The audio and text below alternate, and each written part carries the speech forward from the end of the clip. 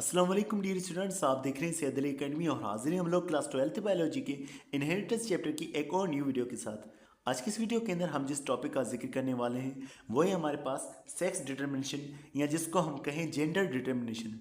यानी कि हम लोग ये फाइंड करने वाले हैं, ये मालूम करने वाले हैं कि किस तरह से क्रोमोसोम्स के ज़रिए से जेंडर का तयन होता है। तो आइए आज की इस वीडियो को शुरू करते हैं।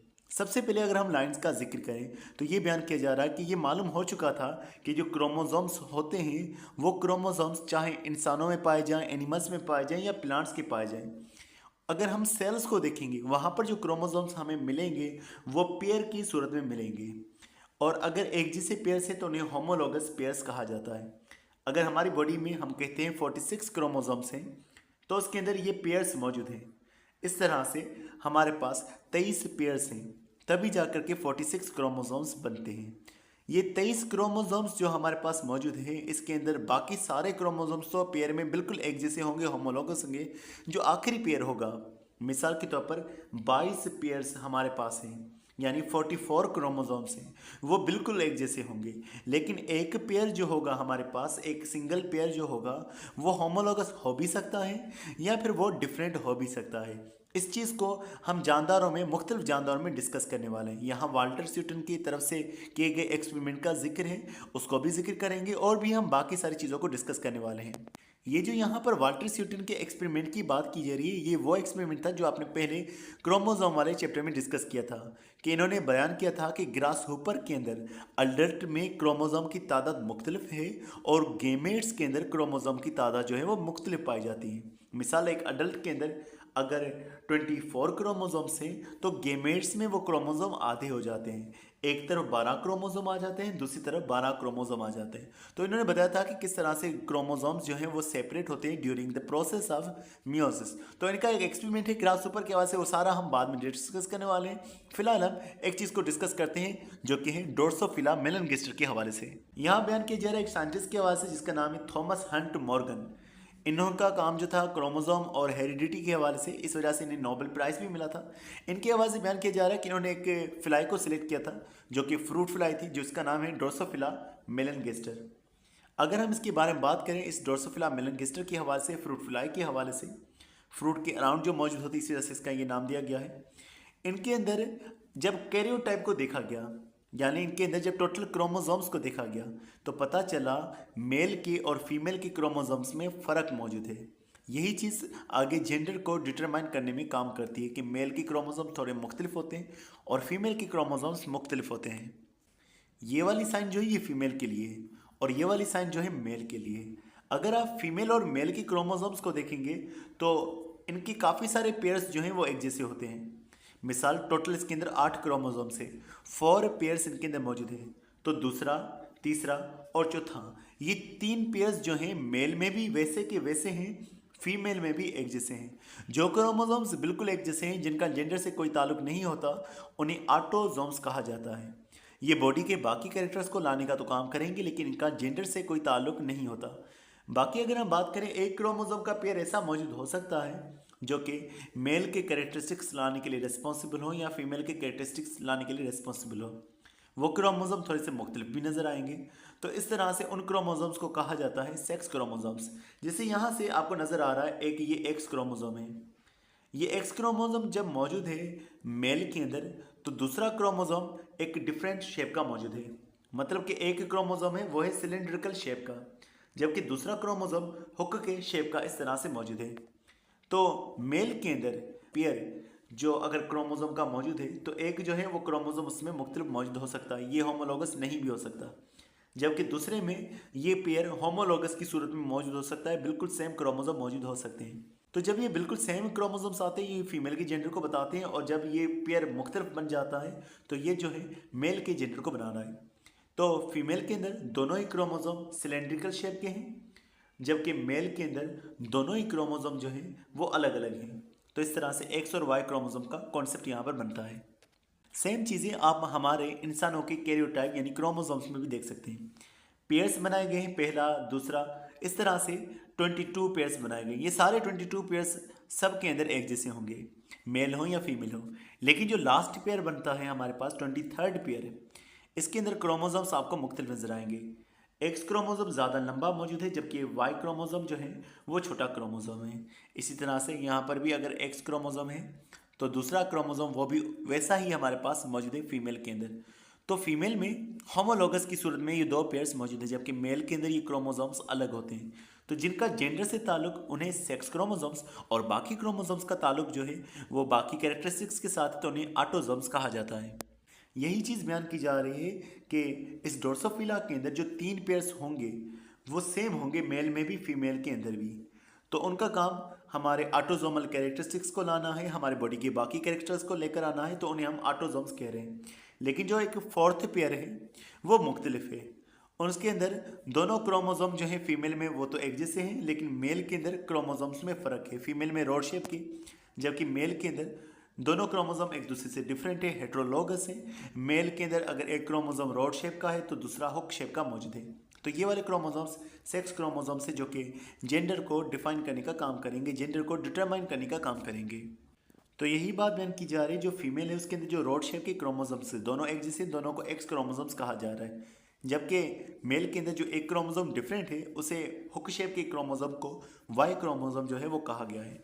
तो एक ड्रोसोफिला फीमेल है, उसके अंदर ये वाले क्रोमोसोम्स मौजूद है एक्स एक्स के, जबकि मेल के अंदर जो क्रोमोसोम्स होंगे वो एक्स वाई होंगे।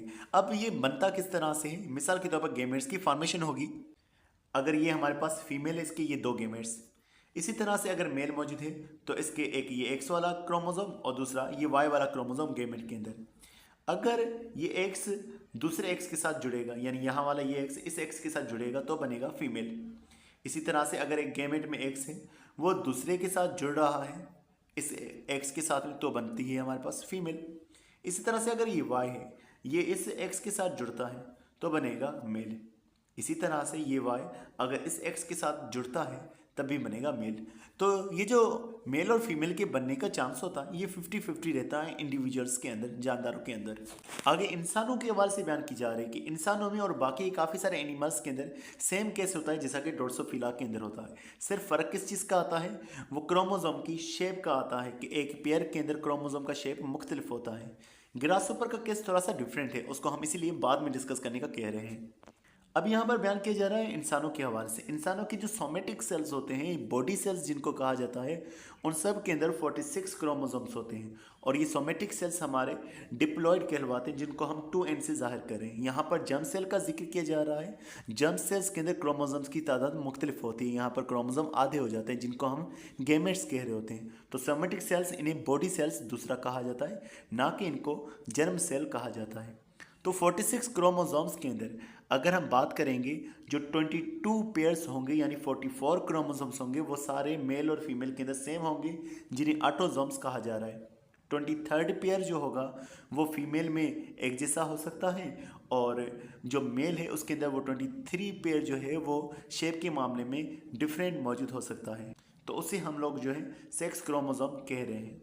तो मेल के अंदर वो एक क्रोमोसोम तो लंबा हो सकता है, दूसरा क्रोमोसोम जो वाई क्रोमोसोम होगा वो स्मॉलर मौजूद हो सकता है, जबकि फीमेल में दोनों ही क्रोमोसोम बड़े मौजूद होते हैं। तो जो एक जैसे हैं उन्हें हम एक्स क्रोमोसोम कह रहे हैं, और एक जो स्मॉलर क्रोमोसोम है उसे हम जो है वाई क्रोमोसोम कह रहे हैं। तो बयान किया जा रहा है फीमेल के अंदर 44 ऑटोसोम्स और 2 XX क्रोमोसोम, जबकि मेल के अंदर 44 ऑटोसोम्स और एक XY क्रोमोसोम का पेयर मौजूद है। यही क्रोमोसोम जेंडर को डिटरमाइन करने का काम करें। तो कैरियोटाइप का दोबारा से मतलब यही होगा कि एक इंडिविजुअल के अंदर जितने भी क्रोमोसोम्स हैं वो उसका कैरियोटाइप होगा। अब मेरा आप लोगों से सवाल, और उसी का जवाब मैं खुद ही दे देता हूँ, कि अगर हम लोगों ने क्रोमोसोम्स किसी इंसान के देख लें तो उसका तरीक़ेकार क्या होगा। पहला तो इसका स्टेप ये होगा कि सबसे पहले ब्लड को लिया जाएगा। ब्लड को लेने के बाद उसमें से WBCs को लिया जाएगा। सवाल ये आपका हो सकता है कि रेड ब्लड सेल्स को हम क्यों सिलेक्ट नहीं करें, क्योंकि रेड ब्लड सेल्स के अंदर न्यूक्लियस मौजूद नहीं होता, तो क्रोमोसोम्स वहाँ नहीं होते। तो हमें अगर क्रोमोसोम्स को फाइंड आउट करना है तो हमने WBC को सिलेक्ट करना है। फिर उसके बाद सेंट्रीफ्यूगेशन का प्रोसेस होगा, जिसमें से न्यूक्लियस को अलग किया जाएगा। फिर कुछ एक्सरेज की टेक्निक्स के जरिए से क्रोमोसोम्स को फिर विजुलाइज किया जाएगा। तो इस तरह से ये क्रोमोसोम्स को हम फाइंड आउट कर सकते हैं। ये वाला एक पूरा चार्ट बना हुआ था पुरानी इंटर की किताब के अंदर। तो ये चीज़ हम पहले जिक्र कर चुके हैं कि लास्ट पेयर जो मेल के अंदर है वो डिफरेंट होगा, बाकी फीमेल के अंदर उसके अंदर क्रोमोसोम दोनों ही सेम मौजूद हैं।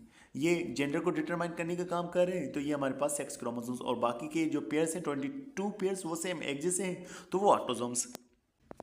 अब यहाँ पर मज़े लिखा हुआ है कि मेल को हेट्रोगेमेटिक कहा हुआ है। हेट्रोगेमेटिक का मतलब ये है कि इसके अंदर जो गेमेट्स बनेंगे वो डिफरेंट होंगे। हेट्रो का मतलब होता है डिफरेंट और गेमेटिक का मतलब है गेमेट्स वाला। इसके अंदर दो अलग अलग गेमेट्स बनेंगे। एक गेमेट ऐसा होगा जिसके अंदर एक्स क्रोमोसोम आ सकता है और बाकी 22 ऑटोसोम्स होंगे। दूसरा गेमेट ऐसा बन सकता है जिसके अंदर वाई क्रोमोसोम हो। और फीमेल के बारे में बात करें तो वो होमोगेमेटिक होगी। दोनों एग सेल्स जो वो बनाएगी वो सेम एग जैसे होंगे, सभी के अंदर एक्स क्रोमोसोम होगा। अब हम बात कर रहे हैं ग्रास ऊपर की एग्जाम्पल के हवाले से, जो कि पहले बुक में बयान की गई है। ग्रास ऊपर के हवाले से बात करें तो ये इसका एक रेयर केस बन जाता है। रेयर केस इस तरह से है कि ग्रास ऊपर के मेल के अंदर एक क्रोमोसोम कम मौजूद होता है, जबकि फीमेल के अंदर एक क्रोमोसोम ज़्यादा मौजूद होता है। यानी फीमेल के अंदर टोटल क्रोमोसोम्स 24 मौजूद होते हैं, जबकि मेल के अंदर क्रोमोसोम्स 23 मौजूद होते हैं। तो एक क्रोमोसोम कम है, इसीलिए इसको कहा जा रहा है XO। मेल का ये सिस्टम होगा और फीमेल के अंदर XX क्रोमोसोम्स मौजूद हैं। ये चीज़ आपको ग्रासहोपर के अंदर भी नज़र आ रही है और दूसरा प्रोटेनर बग के अंदर भी नज़र आ रही है। ये दो इंसेक्ट के अंदर इस तरह से एग्जाम्पल का जिक्र किया जा रहा है। तो मेल का जो क्रोमोसोम है, जो सेक्स क्रोमोसोम है, वो सिर्फ एक मौजूद है X, जबकि फीमेल के अंदर दो सेक्स क्रोमोसोम्स मौजूद हैं। तो वो हमारे पास है XX वाले दो क्रोमोसोम। मेल के अंदर एक क्रोमोसोम मुकम्मल तौर पर मिसिंग है। तो मेल के अंदर 22 ऑटोसोम्स हैं और एक इसके अंदर एक्स जो है वो मौजूद होगा, यानी कि जो उसका सेक्स क्रोमोसोम होगा। जबकि फीमेल के अंदर 22 ऑटोसोम्स हैं और दो जो हैं वो एक्स के क्रोमोसोम्स जो हैं वो मौजूद हैं। तो इस सवाल से बयान किया जा रहा है जो मेल होगा प्रोटोनर बग का या फिर इस ग्रास ऊपर का, वो दोनों हेट्रोगेमेटिक होंगे। वो दोनों अलग अलग तरह के गेमेट्स बनाएंगे। अलग अलग तरह के गेमेट्स किस तरह से बनाएंगे कि जब उनके अंदर डिवीजन होगी तो डिवीजन के नतीजे में एक तरफ 11 क्रोमोसोम ऑटोसोम के पहुंचेंगे, दूसरी तरफ 11 क्रोमोसोम ऑटोसोम के पहुंचेंगे। इस तरह से 22 ऑटोसोम डिवाइड होंगे। दूसरी तरफ क्या होगा कि एक इसके पास पहुंचेगा एक्स क्रोमोसोम, तो ये हमारे पास बन गए 12 क्रोमोसोम। एक गेमेट के अंदर 12 क्रोमोसोम होंगे, जबकि दूसरे के पास एक्स क्रोमोसोम था ही नहीं, तो उस गेमेट के पास पहुंचेंगे सिर्फ और सिर्फ 11 क्रोमोसोम। तो ये एक स्पर्म बन गया और ये दूसरा स्पर्म बन गया। दोनों दोनों अलग अलग हैं, इसीलिए इनको हेट्रोगेमेटिक यहाँ पर भी कहा जा रहा है। तो एक किस्म होगी स्पर्म की जिसके पास एक्स क्रोमोसोम होगा, जबकि दूसरी किस्म होगी उसके पास कोई भी सेक्स क्रोमोसोम मौजूद नहीं होगा। तो उस गेमेट को जो है हम नल गेमेट कह रहे होते हैं। फीमेल के जो गेमेट्स बनेंगे, जो एग्स बनेंगे, उन सब के अंदर एक्स क्रोमोसोम मौजूद होगा। अगर मिसाल के तौर पर मेल एक ऐसा मौजूद है जिसके पास एक 11 ऑटोसोम्स और एक एक्स क्रोमोसोम मौजूद है, अगर वो फर्टिलाइज करता है फीमेल के साथ जिसके पास भी 11 क्रोमोसोम और एक एक्स मौजूद है, तो इसके नतीजे में फीमेल प्रोड्यूस होने वाली, यानी जिसके अंदर 22 ऑटोसोम्स और दो एक्स मौजूद होंगे। लेकिन अगर एक फीमेल है जिसके पास 11 क्रोमोसोम ऑटोसोम के और एक एक्स का क्रोमोसोम मौजूद है, अगर वो ऐसे गेमेट के साथ फर्टिलाइज करती है जिसके पास सिर्फ और सिर्फ 11 क्रोमोसोम आए हुए हैं, जो कि नल गेमेट था, तो इस नतीजे में जो ऑफस्प्रिंग बनेगा वो बनेगा मेल वाला, जिसके पास 22 ऑटोसोम्स होंगे और अकेला एक्स क्रोमोसोम होगा। तो फीमेल को जो है वो होमोगेमेटिक कहा हुआ है और ऑफस्प्रिंग का जो जेंडर है वो डिपेंड करेगा स्पर्म के ऊपर। ये हमेशा सबके केस के अंदर होता है, इंसानों के अंदर भी यही होता है, क्योंकि इंसानों के पास दो तरह के गेमेट हैं, वाई वाला या एक्स वाला। अगर एक्स वाला फीमेल के साथ जुड़ेगा तो फीमेल बनेगी और अगर वाई वाला जुड़ा है तो मेल बनेगा। यहाँ पर भी इसी तरह से है कि अगर एक ऐसा गेमेट जुड़ रहा है जिसके पास एक्स क्रोमोसोम मौजूद है, वो फीमेल के साथ फर्टिलाइज करेगा तो फीमेल बनेगी। अगर नल स्पर्म जो है वो फर्टिलाइज करेगा तो लाजिम बात है वहाँ पर मेल प्रोड्यूस होने वाला है। तो ये ग्रास ऊपर के आवाज से बयान किया जाए इसके अंदर 22 ऑटोसोम्स और एक अगर एक्स क्रोमोसोम आया है तो ये मेल कंसिडर होगा, जिसके पास 22 ऑटोसोम्स और अगर एक्स के दो क्रोमोसोम्स मौजूद हैं वो फीमेल काउंट होगा। इसी चीज़ को यहाँ जिक्र करें तो वाल्टर स्यूटर ने इसी के हवाले से बयान किया था कि क्रोमोसोम्स का डिफरेंस आ जाता है, मतलब कि अडल्ट के अंदर क्रोमोसोम ज़्यादा होते हैं और फिर गेमेट्स में अलग अलग हो जाते हैं। अडल्ट का किस तरह से बयान किया जा रहा है कि फीमेल के अंदर 24 क्रोमोसोम और मेल के अंदर 23 क्रोमोसोम पाए जा रहे हैं। अगर हम बात करें फीमेल के अंदर 12 पेयर्स में होमोलोगस क्रोमोसोम्स पाए जा रहे हैं, सारे क्रोमोसोम्स एक जैसे हैं, गेमेट्स भी एक जैसे बनेंगे। तो जो सोमेटिक सेल्स हैं वो डिप्लॉयड हैं और उसके जो गेमेट्स बनेंगे उनमें आधे आधे क्रोमोसोम पहुंचेंगे। 24 क्रोमोसोम अडल्ट में पड़े हुए हैं और जब गेमेट्स बनेंगे उनमें आधे आधे क्रोमोसोम, यानी एक गेमेट में 12 क्रोमोसोम, दूसरे में 12 क्रोमोसोम बनेंगे। जबकि मेल की बात करें तो उसके अंदर 22 क्रोमोसोम्स अलग मौजूद होती हैं और एक क्रोमोसोम उसमें अलग मौजूद होता है, एक्स क्रोमोसोम अलग। ये सोमेटिक सेल्स की बात हो रही है, डिप्लॉइड सेल्स की बात हो रही है। जब गेमेट्स बनेंगे तो दो अलग गेमेट्स बनेंगे, एक में 11 क्रोमोसोम्स आएंगे, दूसरे में 12 क्रोमोसोम्स पहुंचेंगे।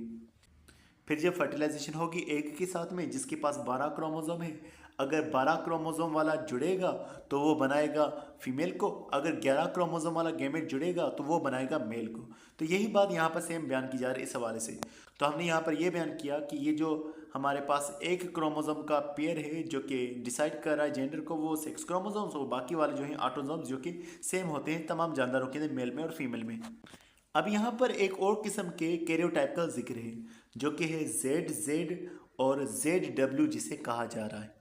ये किसके अंदर पाया जाता है? ये कुछ इंसेक्ट्स के अंदर पाया जाता है, बटरफ्लाइज के अंदर, मॉथ्स के अंदर पाया जा रहा है, या फिर कुछ बर्ड्स के अंदर ये सिस्टम पाया जाता है। यहाँ पर ये होता है कि मेल के अंदर जो सेक्स क्रोमोसोम्स हैं वो सेम सेम पाए जाते हैं, और फीमेल के अंदर वो जो पाए जाते हैं वो डिफरेंट पाए जाते हैं, वो हेट्रोगेमेटिक उनके बनते हैं गेमेट्स। तो मेल के होमोगेमेटिक और फीमेल के हेट्रोगेमेटिक इस तरह से बन रहे हैं। ये डिस्कस किया था जे सेलर ने 1914 के अंदर कि इनके अंदर रिवर्स मौजूद है ये सिस्टम सारा। तो अगर हम इनको मेल को इस तरह से एक्स एक्स कह के बुलाते और फीमेल को इस तरह से एक्स वाई कहते, अगर लिखा हुआ इस तरह से होता तो हमारे लिए ये कन्फ्यूजिंग बन जाता था। तो इसलिए इसको रिप्लेस किया गया। मेल है उसे जेड जेड से बुलाया जाता है और फीमेल जो है उसे ZW के साथ में बुलाया जाता है। तो यहाँ पर इनके क्रोमोसोम्स को दिखाया हुआ है, ये इसके गेमेट्स हैं जो कि बनेंगे तो एक के पास Z पहुँचेगा, दूसरे के पास Z पहुँचेगा। इसी तरह से इसके पास Z और W मौजूद हैं। तो एक जो गेमेट बनेगा उसमें Z मौजूद होगा, दूसरे में W मौजूद होगा, तो इसके दो मुख्तलिफ गेमेट्स बन रहे हैं। अगर ये वाला स्पर्म इसके साथ फर्टिलाइज करता है तो जो ऑर्गेनिज्म बनेगा वो लाजमी मेल होगा। इसी तरह से ये भी इसके साथ फर्टिलाइज करता है तो जो ऑर्गेनिज्म बनेगा वो मेल होगा। जबकि यही वाला जेड वाला अगर डब्ल्यू के साथ फर्टिलाइज यहाँ पर करेगा, जब जेड डब्ल्यू वाला बनेगा तो मतलब कि फीमेल प्रोड्यूस हुई। इसी तरह से ये वाला अगर इसके साथ फर्टिलाइज करता है तो जेड डब्ल्यू बनेगा। अब यहाँ पर इनके पॉसिबल ऑफस्प्रिंग्स को दिखाया हुआ है। दो इसके अंदर जो है वो मेल बनेंगे और दो इसके अंदर फीमेल बनेंगे। तो रेशियो जो है हमेशा मेल और फीमेल के बनने का वो 50-50 हमेशा रहता है। यहाँ पर एग्जाम्पल के तौर पर दो प्रॉब्लम्स का जिक्र है। हमने एक ह्यूमन फैमिली की पेडिग्री बनानी है, यानी कि हमने उनकी जनरेशन्स को बनाना है, 3 जनरेशन्स को, और देखना ये है कि उसके अंदर कितने मेल ऑफस्प्रिंग प्रोड्यूस हो सकते हैं और कितने फीमेल ऑफस्प्रिंग जो है वो प्रोड्यूस हो सकते हैं। ये सिंपल किस तरह से होगा कि मेल को हम जाहिर करते हैं स्क्वायर के साथ में और फीमेल को जाहिर करते हैं हम लोग सर्कल के साथ में। तो मेल के पास क्रोमोसोम XY के मौजूद हैं और फीमेल के पास क्रोमोसोम जो हैं वो XX के मौजूद हैं। गेमेट्स जो इनके बनेंगे वो किस तरह से बनेंगे? गेमेट्स इसके मेल के जो बनेंगे वो बनेंगे X और दूसरे होंगे Y वाले। इसी तरह से फीमेल के पास जो गेमेट्स बनेंगे वो बनेंगे X के और दूसरे होंगे X के। जब इनकी फर्टिलाइजेशन होगी तो इनके नतीजे में जो ऑफस्प्रिंग बनेंगे वो कौन से होंगे? X वाला जब इस X के साथ फ्यूज़ होगा तो बनेगा XX। इसी तरह से ये X वाला जब इस Y के साथ में फ्यूज़ होगा तो बनेगा X और Y, यानी कि एक लड़का और एक लड़की। इसी तरह से ये X वाला जो गेमेट है ये जब इसके साथ में फर्टिलाइज करेगा तो बनेगा सेम XX यानी कि फीमेल। इसी तरह से ये X जब इस Y के साथ फर्टिलाइज करेगा तो बनेगा इसके नतीजे में X और Y। सेम चांसेस यहाँ पर 50-50 रहने के। फिर दोबारा से अगर हम आगे की नस्लों का देखेंगे इसका और दूसरा इसका देखेंगे, मिसाल के तौर पर इनकी आगे की नस्लों का, अगर एक लड़का है वो एक और फीमेल के साथ मैरी करता है तो उनकी औलादों के अंदर भी सेम यही चांस रहेगा कि दो जो हैं वो लड़कियां बने और दो लड़के बने, यानी 50-50 का रेशो हमेशा ये बरकरार रहेगा। अब यहाँ पर एक मौत के एग्जाम्पल को डिस्कस किया जा रहा है जिसने 4 बेबीज़ बनाए हैं। आगे जाकर के आपने देखना है कि जो 4 बेबीज़ होंगे इनमें से नेक्स्ट जनरेशन के अंदर कितने मेल और फीमेल बनने हैं। तो ये आप पेडिग्री के साथ में यानी कि ड्रा करके बता सकते हैं कि कितने मेल और फीमेल बने, कमेंट्स के अंदर आप इसको लिख सकते हैं। तो ये स्टूडेंट्स आज के में बस इतना था। उम्मीद करता हूँ ये वीडियो आपको पसंद होगी। इंशाल्लाह मिलते हैं नेक्स्ट वीडियो में, तब तक अपना बहुत सारा ख्याल रखिएगा। अस्सलाम वालेकुम।